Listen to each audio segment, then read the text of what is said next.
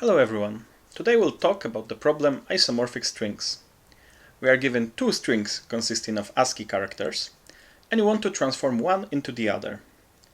And what we can do in order to accomplish this task is to define a one-to-one mapping between characters, where a given character can be mapped into itself, in such a way that if we follow this mapping and transform characters from the first string according to it, we will land at the second string.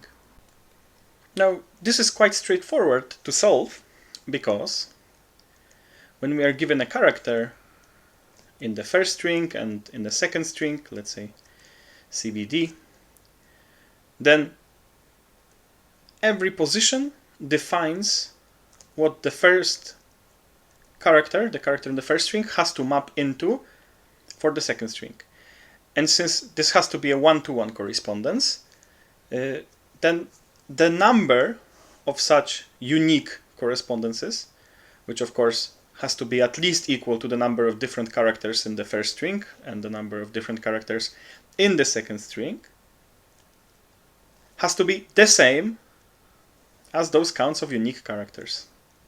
So, for instance, if we take a bad example, let's say ABAB, and we try to transform it into AABB, then we have those correspondences.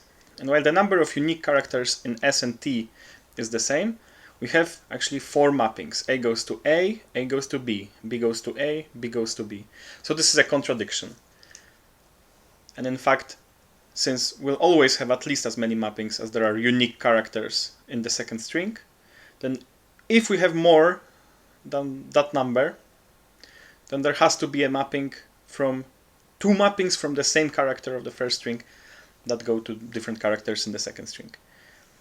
So now the question is only how to check for it, and probably the simplest way, if you're using a language like Python, is to just take the set of S, set of T, so those are the sets of unique characters in both these strings, and of course we're interested only in the count of unique characters. And we can also create all the pairs of corresponding characters with the zip function. And now we want those pairs to be of exactly the same count as the count of unique characters in our original strings.